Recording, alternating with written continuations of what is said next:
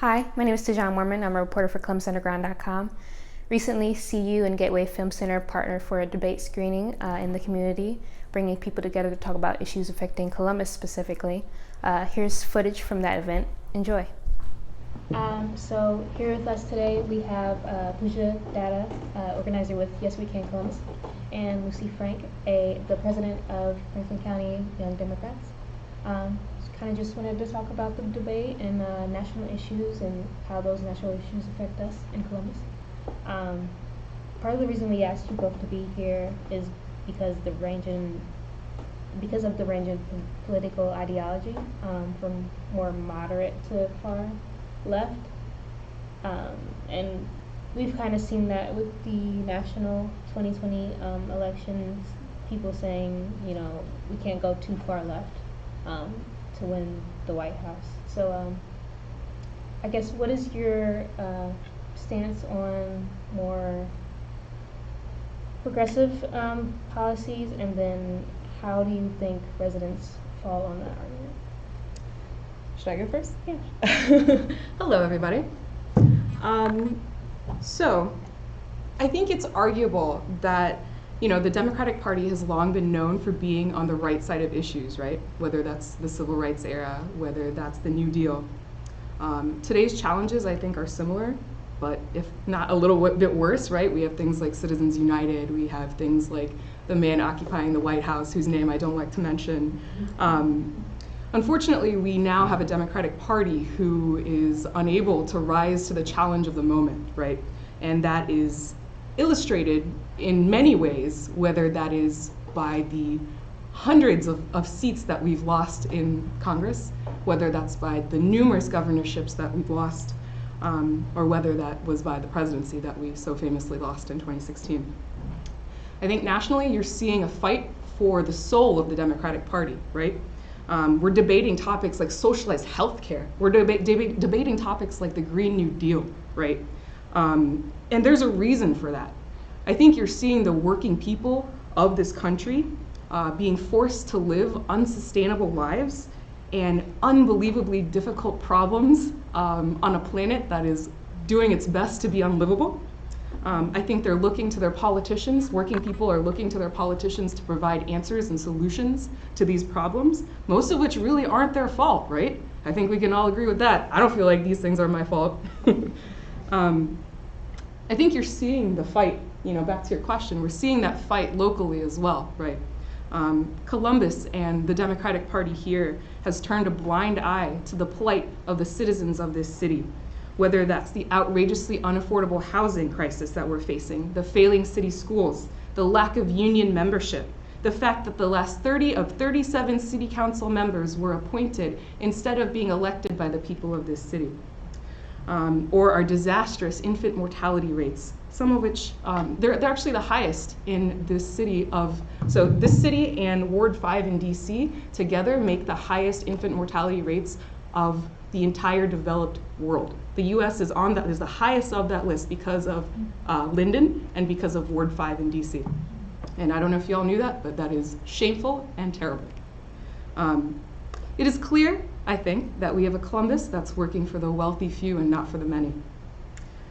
Franklin County Democratic Party takes massive money from developers and corporations and rewards them by offering extremely generous tax abatements, right? Like the one given to Cover My Meds for their headquarters in Franklinton. 15 years, $35 million, which are not going to Columbus City schools.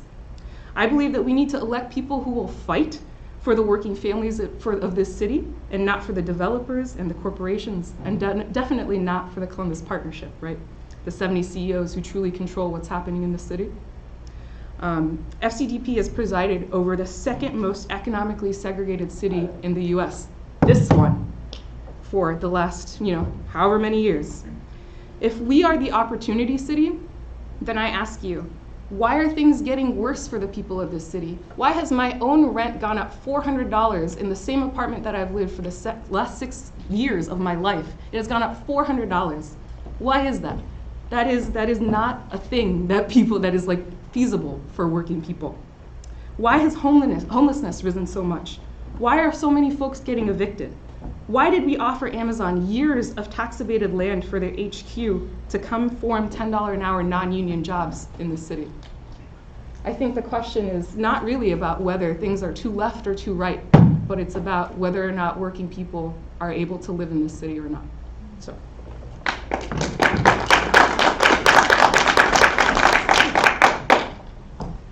Lucy? Yeah. So a little bit about my background before I get into the answer or to that question. I am from Waseon, Ohio. You might not know where that is. That's in Northwest Ohio, Fulton County. And I went to school at the University of Toledo, go Rockets.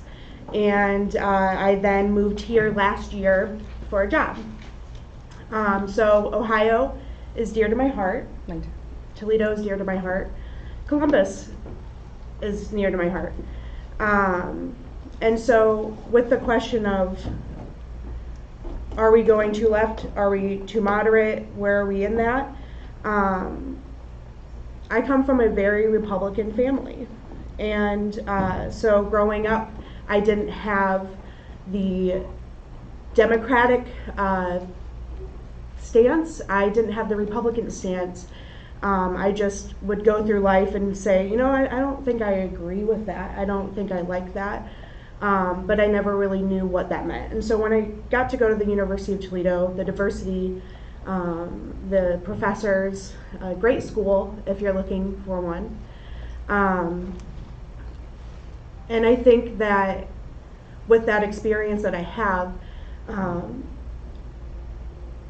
I think it's okay for us to be talking about the left issues, right? I mean, if it weren't for Bernie Sanders in 2015, 2016, we wouldn't be talking about college debt right now. We wouldn't be talking about $15 an hour minimum wage. Totally agree with that. But I also have to bring up the thought about electability in this country.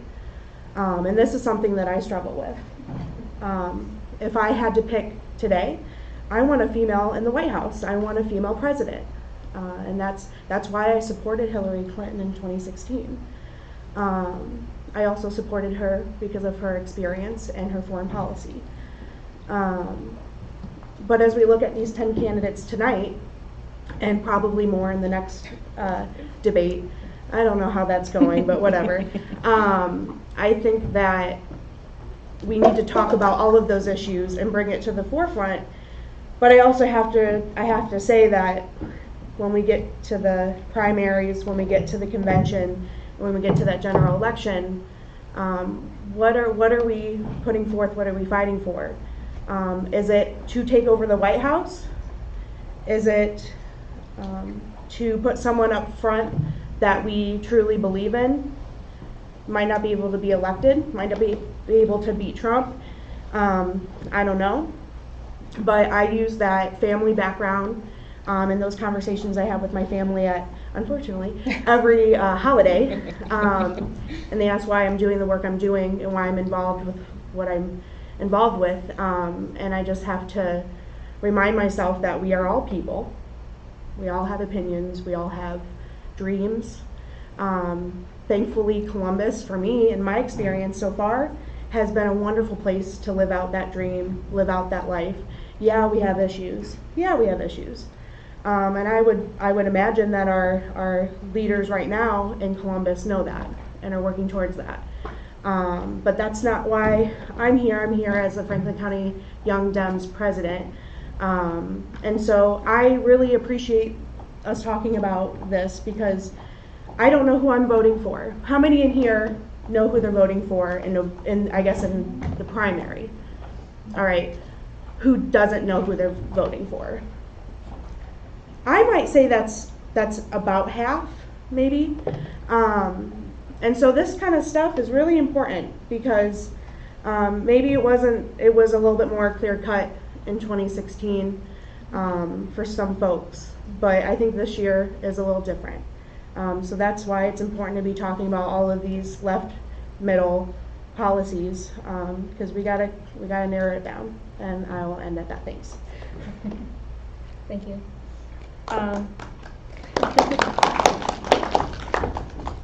In August, Dayton became the latest city to push the conversation about gun control. Can't hear you. In August, Speak up a little bit. oh, Yeah. gotcha. So in August, Dayton became the latest city to push the conversation about gun control. Since then, we've seen that city push Governor Mike DeWine to act. And because the governor also continues to support laws that give the same right to carry guns without a permit or a background check or any kind of training. So what do you guys think of the governor's stance and what should be done about gun control and protecting Columbus residents specifically? Can you all hear me? Yeah? Okay. So like most people, I think, I'm deeply affected by gun violence and by mass shootings. My best friend actually lives in Dayton, and I myself have spent plenty of time in the Oregon district. It really hit close to home. That whole day I was traumatized. I couldn't get a hold of my best friend on the phone. I woke up totally freaked out by what was happening. And I think I speak for most of us when I say almost every day for the last few years, I've woken up wondering if I'm gonna read the news and there's gonna be a mass shooting on the news, right? I'm bombarded by these stories like on a daily basis. Invariably though, I always see people ask this question, right? Why is it that the US is the only developed nation where this kind of mass violence is happening, right? Like most things about American life, I think the answer is rooted in our three big problems, right? White supremacy, patriarchy, and capitalism. Those are our three big issues. We have seen a massive wave of terror at the hands of young white men towards black and brown folks, towards the queer community, towards folks of Jewish and Islamic faiths, right? You have a system where you have a politically unchecked NRA, huge income inequalities, terrible health care, failing schools, and folks in charge who know that they can keep their power if they can keep us divided by the things that make us who we are, by our skin color, by our gender, by all these things that make us who we are. They know that they can keep us separated. Add to that, state-sponsored violence on minorities and working-class folks since the inception of this very country, and I think you can start to see why these incidents are happening. Even in our city, we have massive disparities in how black folks are treated by the police, who are majority white. They're murdered at a rate higher than the other 14th largest cities in this country per capita. Last night. I was gonna get there. And yet our mayor and the Fraternal Order of Police want to increase the amount of policing that we have in this city. My thought is that we should spend a little less time trying to turn this into a political argument about the technicalities of legislation, and instead we need to look at the solutions at the root cause. We need to look for solutions at the root causes of the problem, right? Who's funding the NRA? Are we ready to confront them? Are we willing to confront the FOP to stop the state-sponsored murder of people of color in our own city? I think only when we have the ability to do these things are we ever going to have an actual solution for gun control.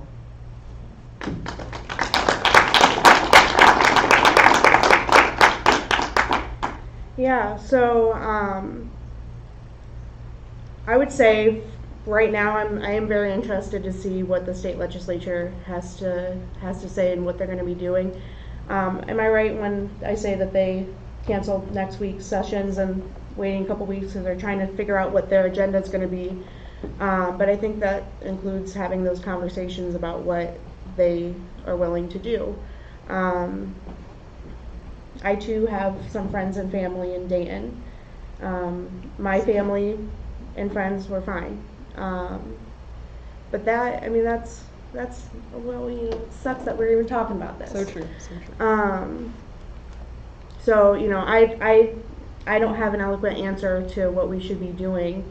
But I do hope that as the State House gets back to work, we're willing to continue to write letters and to talk to our representatives and senators, because they're going to have to do some work. And I'll leave that at that. So true. Columbus Underground has been following the story of Edith Espinal, an undocumented immigrant who has taken sanctuary in a local church to remain with her family. Late last month, Edith was denied a stay of removal, forcing her to remain in sanctuary. So my question is, from my raise to Edith's situation, what and how is our approach to immigration?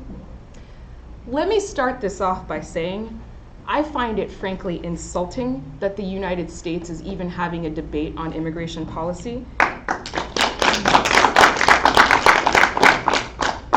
given that we are all sitting on land stolen by force from the indigenous people of this country. I'm a first-generation child of immigrants who came to this country for a better life. I'm the literal embodiment of what the American dream is supposed to be.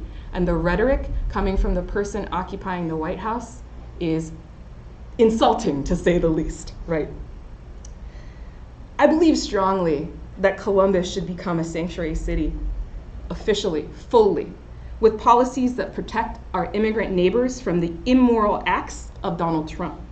We have neighbors like Edith Espinal, who've been living in sanctuary for years in churches. They haven't been able to go outside, y'all. Can you imagine that? For years. Edith's daughter graduated from high school and she wasn't able to go see her child graduate from high school because of the immigration policies of this failed illegitimate president. That is unacceptable, and we have to stand up and say that it is unacceptable. The sanctuary ordinance for this city does not allow city employees to use city funds to work with ICE, which is a good step. It's a good first step, and I applaud them for that. However, I think we can go further. For example, San Francisco's ordinance dictates that there will be no cooperation with ICE holds at all. We can do that here easily. We are a Democratic-run city. There is no reason why we have to sit and have half-assed measures while people cannot even go outside because they're afraid of being deported. That's ridiculous. What's happening nationally is a tragedy that will go down in history as one of our darkest times. One of them, don't get me wrong, this country's history is full of them, right? When children are dying in cages on the border, we gotta ask ourselves, how did we let it get here? How did we let it get this far, and what are we doing to stop it, right? What are we doing? What are each of us doing? I believe Columbus needs to lead by example, and we need to take a strong stance in protecting all of our neighbors, and we gotta become a sanctuary city officially right now.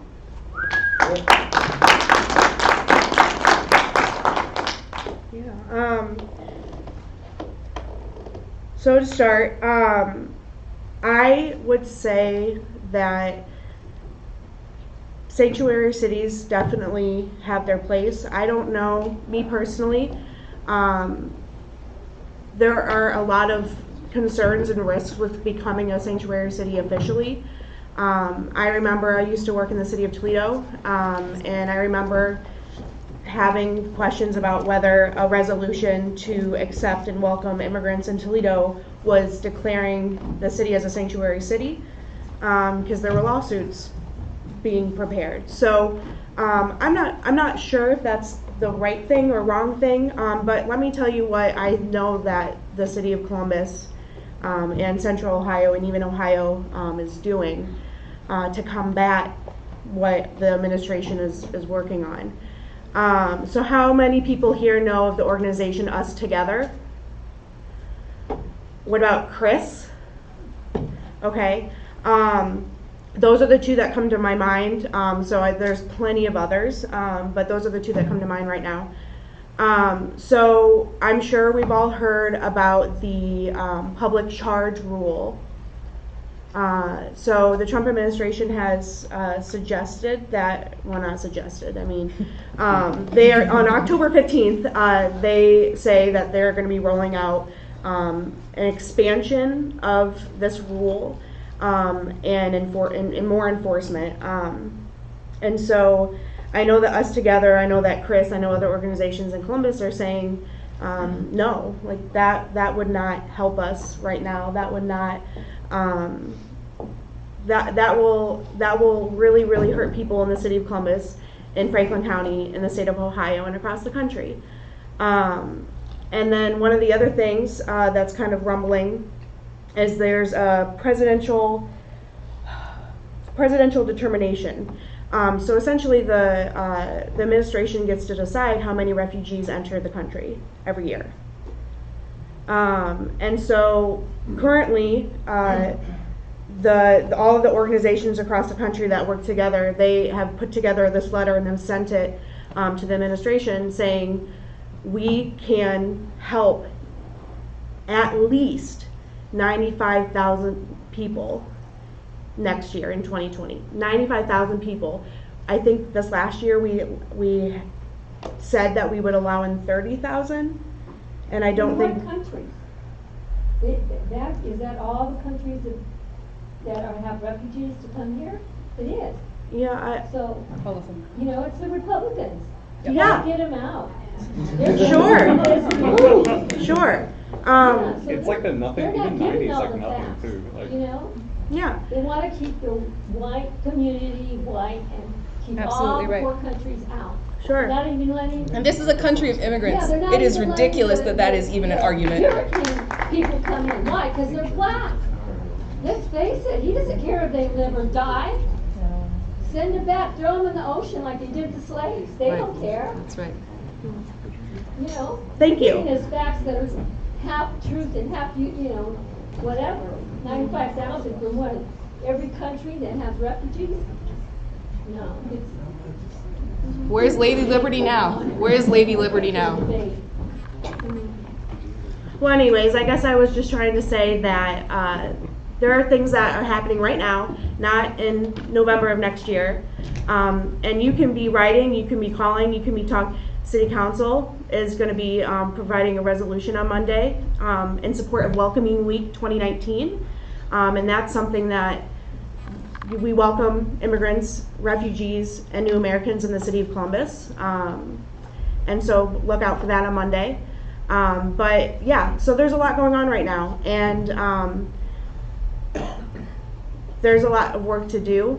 So if you're not already informed about what's going on in Columbus, what those things would do to people in Columbus that are already here, and the people that are waiting in line in other countries getting ready to come over, because they've already been approved, they're just waiting.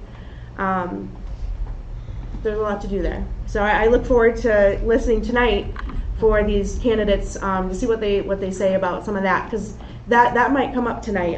The presidential determination and the public rule, I think that might come up. So I guess this is one of my last questions as we get into the debate. What do you guys think with what's happening in Washington and whatever latest scandal is happening in the White House? Do you think that's motivated or turned people off from politics on the local, city, and even commission level? So I have spent the last couple years traveling around this country working on different campaigns. And I will say I am one of those people, you can probably see my Bernie button, right? I'm one of those people who worked in the private sector for many, many years trying to screw over working class people in this country until I discovered Bernie Sanders and discovered that it doesn't have to be that way. I think I'm representative of a lot of people in this country who maybe just didn't have the ability, not to say that they were lazy. I was never lazy. I was never a bad citizen. But I had a lot of things standing in my way to keep me from being politically engaged, right? I had to keep a roof over my head. I had to have health insurance. I had to go to the therapist to deal with all the crazy stuff that my family did to me while I was growing up. I moved out when I was 15, right? Like, I have lived a life that I think is representative of a lot of people in this country. And the last 2 years, I've been traveling around, talking to folks, seeing their stories, hearing their stories. I have probably door knocked. I door knock pretty much all the time. I'm a union organizer, so I'm the one showing up at your house being like, hey, can you sign a card? Tell me about your life. Tell me about your work, right? I got one of you in this audience right now. Thank you.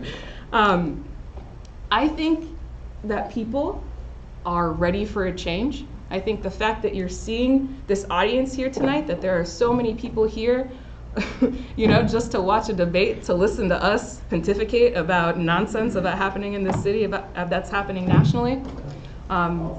Things are changing, and I have a lot of hope.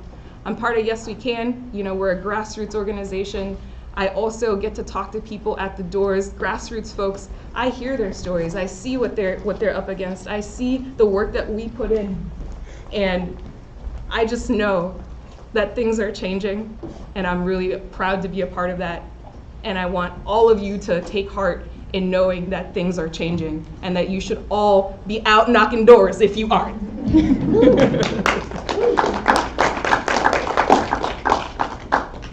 Yeah, I actually kind of forget what the question was, but at this point, thank you all for coming tonight.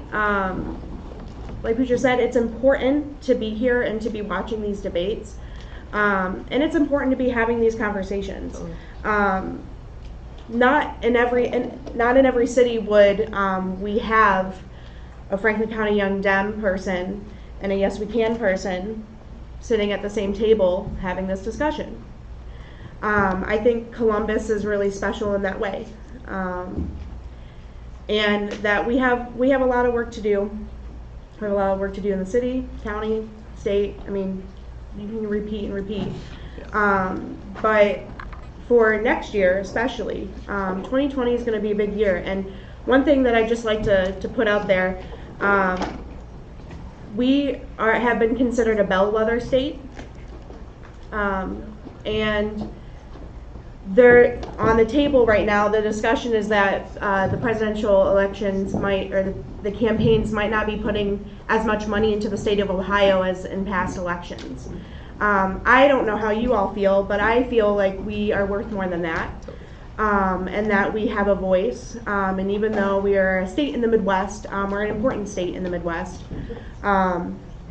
So watch out for that. Show us this fall why it's important to pay attention to Ohio. Thanks for having me. Part of the Franklin County Young Democrats.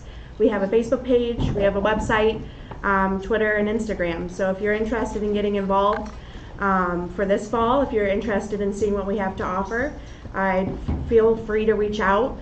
Our info is on those websites and Facebook, and we're just really excited to be able to help this year. So thank you.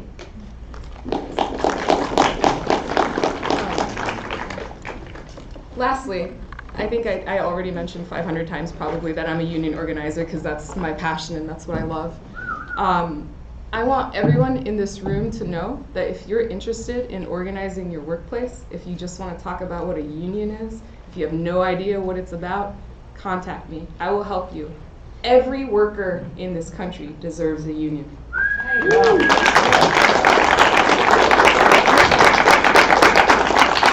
Please thank our guests again. Yeah. Thank you. For ongoing political coverage, you can find more information on ColumbusUnderground.com or sign up for our newsletters. Thanks, y'all.